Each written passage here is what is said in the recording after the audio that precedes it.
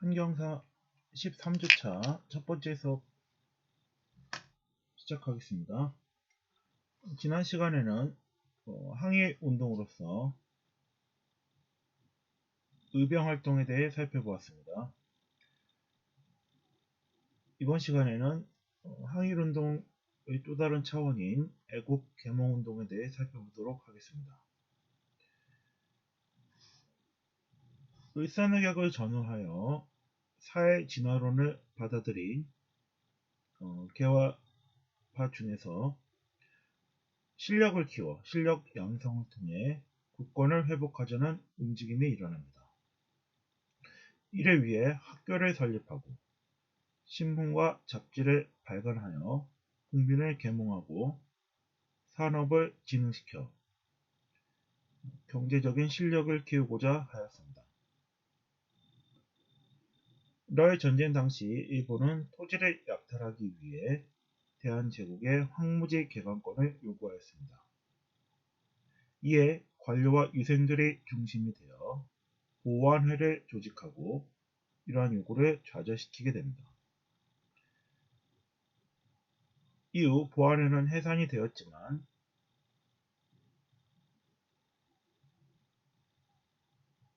일본의 국권 침탈에 맞서 이후 많은 단체가 설립되는 계기가 되었습니다.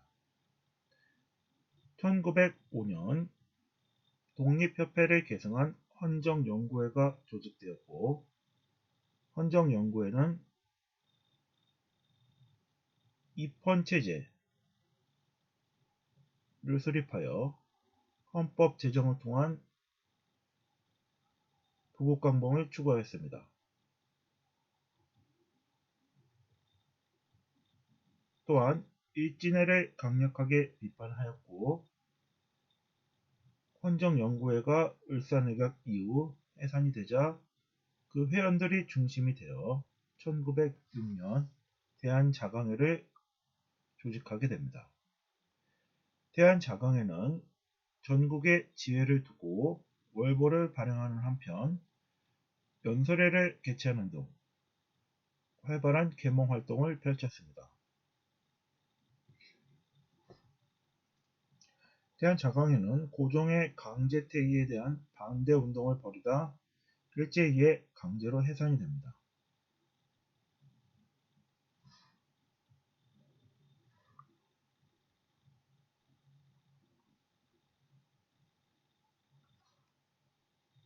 애국 계몽 운동과 관련된 교육과 언론 활동으로서 서북학회, 기호흥학회 등을 설립하여 월보를 발행하고 강연회를 여는 등 대중을 계몽하였습니다. 통감부는 사립학교령과 학회령, 출판법, 보안법 등을 통해 이러한 움직임을 탄압하였습니다.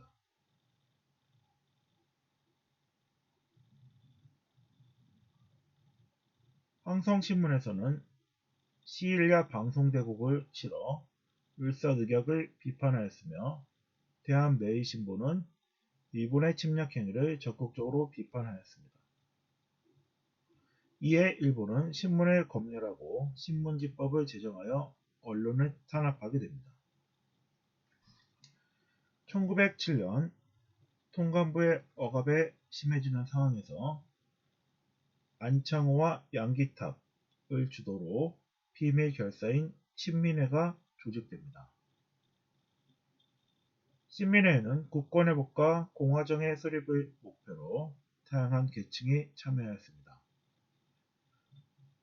친민회는 오산학교, 대성학교 등을 설립하였고 민족교육을 실시하였습니다. 자기회사와 태극서관을 운영하여 민족산업을 육성하였고 국외에 독립군 기지와 무관학교를 설립하였습니다. 이혜영 등의 회원이 만주로 이전하여 독립운동 기지 건설을 위해 노력하였으나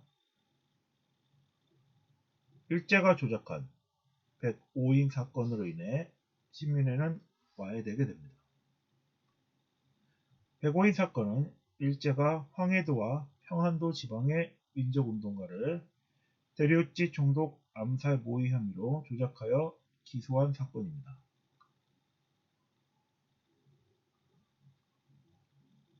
신민의 활동가 105인 사건에 대한 영상자료를 보시겠습니다.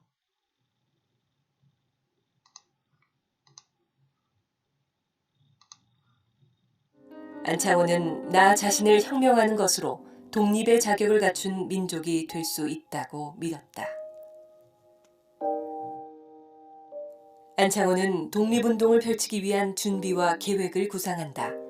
그의 나이 29대였다. 내가 오늘 수말리 대양을 다시 건너 고국에 다녀오려 하는 것은 무슨 경치를 구경하려 함이 아니요. 오늘 우리나라가 멸망되고 우리 2천만 동포가 멸망하게 되었는데 무엇이든지 내 힘으로 우리나라와 우리 동포에게 도움이 있게 할까 하여 다녀옴이라. 도사는 식민 지배를 받을 수밖에 없는 열등한 나라라는 일제의 주장이 거짓임을 증명하고자 했다. 그것이 독립의 첫걸음이라 보았다. 1907년 2월 20일 안창호는 고국으로 돌아온다. 귀국 후 대한매일 신보사, 상동청년회, 서북지역 인사들과 비밀결사단체인 신민회를 조직한다. 신민회의 존재가 세상에 알려진 것은 1911년 반일 세력 제거를 위해 일제가 날조한 백오인 사건을 통해서였다. 이 사건으로 유죄 판결을 받은 백오인의 형량을 다 합치면 750년에 달할 정도로 엄청난 규모의 사건이었다.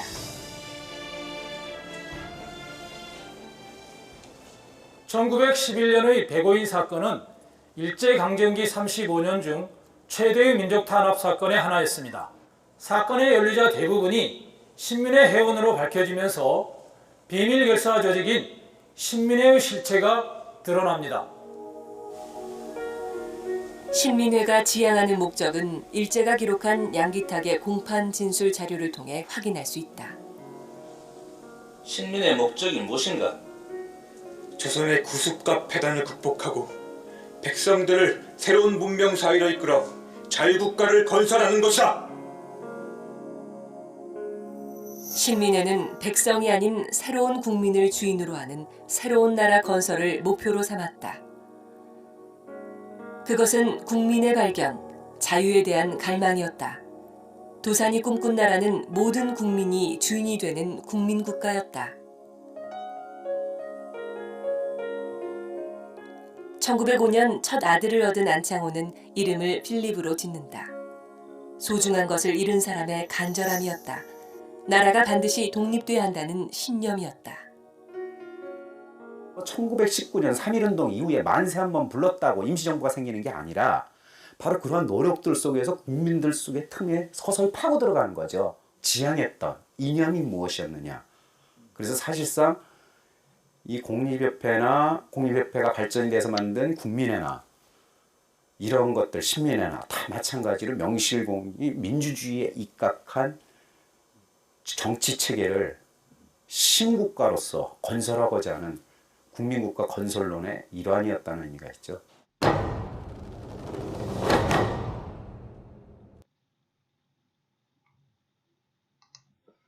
이상으로 신민회와 백오인 사건에 대해 살펴보았습니다. 다음으로 독도와 간도 하는 내용을 보시겠습니다. 독도는 울릉도에 부속된 섬으로 신라 지증왕 때 신라에 복속된 이후 우리 고유의 영토였습니다.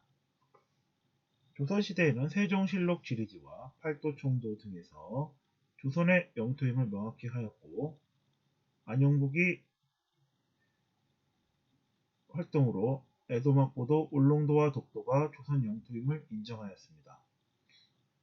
1877년 일본의 최고 행정기관이 태정관이 독도가 조선의 영토임을 분명히 하였고 개항 이후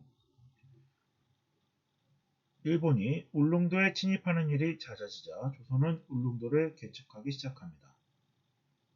1900년 10월 대한제국 칙령 제41호를 발표하여 울릉도를 군으로 승격하였고 울릉군수가 울릉도와 독도를 관할하게 하였습니다.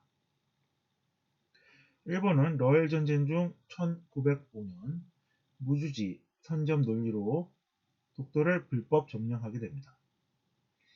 대한제국은 1906년 이 사실을 알고 독도가 우리의 영토임을 분명히 하였지만 일산늑약으로 인해 외교권이 제한되어 별다른 조치를 취할 수 없었습니다. 19세기 후반 조선인은 간도로 이주를 가게 됩니다.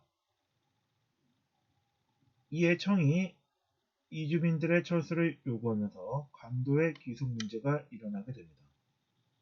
1903년 대한제국은 간도를 함경도에 편입시키고 이범인을 간도관리사로 임명하여 주민을 관할하게 합니다.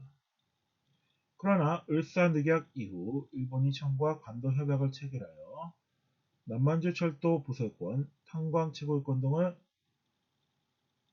이권을 얻는 대신 간도의 영유권을 청에게 넘겨주게 됩니다.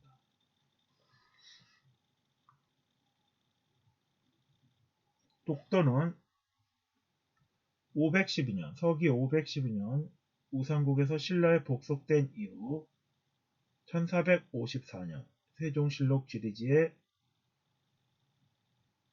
편찬해 조선의 영토임이 밝혀지게 됩니다. 또한 신 동국여지 승남에 딸린 지도에서도 울릉도와 독도를 우산도로 표기하였고 1696년 어부인 안용복의 활동으로 조선 영토임을 다시 확인하게 됩니다. 1770년 동국문헌비고에서도 울릉도와 독도는 우상국의 땅으로서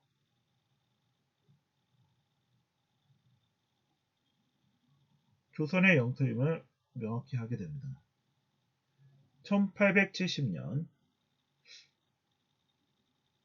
일본은 조선국교 제시 말 내탐서에 울릉도와 독도가 조선에 부속된 사정을 수록합니다. 1877년 일본의 태정관에서는 내무성의 지령을 내려 그것이 대한제국의 영토임을 밝히게 되고 1900년엔 대한제국 칙령 제41호에 의해 울릉도의 군수가 독도를 관할하도록 합니다. 1905년에는 일본의 시네마현 고시로 독도를 불법 점령하는 일이 일어나게 됩니다. 그러면 이 독도와 관련된 영상 자료를 보시겠습니다.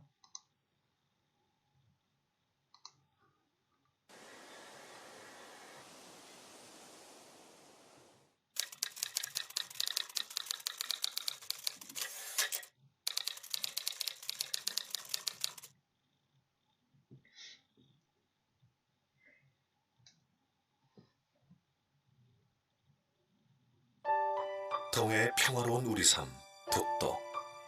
이곳에도 아픈 과거가 있었습니다. 제국주의 야욕에 불타던 일본은 1904년 러일 전쟁을 일으킵니다. 그리고 1905년 러시아 함대를 감시하기 위해 독도를 주인 없는 섬이라며 불법 편입합니다. 그것도 중앙정부가 아닌 지방정부의 고시를 통해 은밀하게. 그런데 과연 일본의 주장대로 독도는 주인 없는 섬이었을까요? 1145년에 발간된 삼국사기를 포함하여 한국의 수많은 옛 문헌과 지도는 독도를 오랜 옛날부터 한국의 영토로 기록하고 있습니다. 특히 1454년에 편찬된 세종실록 지리지는 울릉도와 독도의 위치를 정확하게 밝히고 있습니다. 그리고 1900년 대한제국은 칙령 제41호로 독도가 한국 영토임을 다시 한번 명확히 합니다. 일본의 기록은 어떨까요? 일본은 1905년 이전에는 독도를 일본 땅이라고 주장한 적이 단 한 번도 없습니다. 오히려 수많은 일본 문헌은 독도가 일본 영토가 아니라고 분명히 말하고 있습니다. 17세기 말 일본은 공식 문서를 통해 독도가 일본 영토가 아니라고 스스로 인정합니다. 1877년 일본 정부 최고 행정기관인 타정관은 일본 전역의 지적을 편찬하는 과정에서 정밀한 조사 끝에 독도가 일본과 관계가 없다는 결론을 내립니다. 110년간 숨겨져 있다가 1987년에야 세상의 모습을 드러낸 이 타정관 문서는 독도가 일본 영토가 아님을 일본 정부가 공식 확인한 명백한 증거입니다. 그러던 일본이 말을 바꿔 독도는 원래부터 일본의 고유 영토였다고 억지를 부립니다. 언제는 주인 없는 섬이라더니 이제는 원래부터 자기 땅이었다니. 이처럼 손바닥 뒤집듯이 말을 바꾸는 일본의 주장을 그 누가 믿겠습니까? 독도는 일본의 한반도 침탈의 첫 희생물이었습니다. 1945년 제2차 세계대전이 끝나고 카이로, 포츠담 선언 등 전후 처리 과정에서 패전국 일본은 폭력과 탐욕으로 탈취한 모든 지역으로부터 쫓겨납니다. 독도도 한국의 품으로 돌아옵니다. 그리고 1946년 연합국 최고사령관 각서 677호는 독도를 분명한 한국의 행정관할 구역으로 선포합니다. 독도는 대한민국 주권 회복의 상징입니다. 일본을 제외한 그 어떤 나라도 독도가 빼앗겼다가 되찾은 한국 영토임을 부인하지 않고 있습니다. 독도가 자기 땅이라는 일본의 억지 주장은 한반도 침탈의 역사를 되풀이하겠다는 것과 다를 것이 없습니다. 우리는 미래를 함께 열어갈 일본이 역사의 진실 앞에 겸허해지길 바랍니다.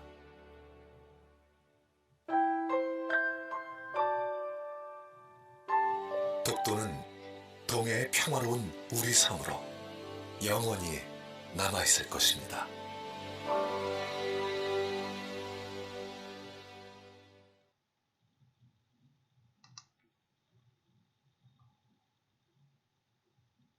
네, 이번 시간에는 애국 계몽 운동과 독도의 영유권과 관련된 문제를 살펴보았습니다. 이상으로 한경사 13주차 첫 번째 수업을 마치겠습니다.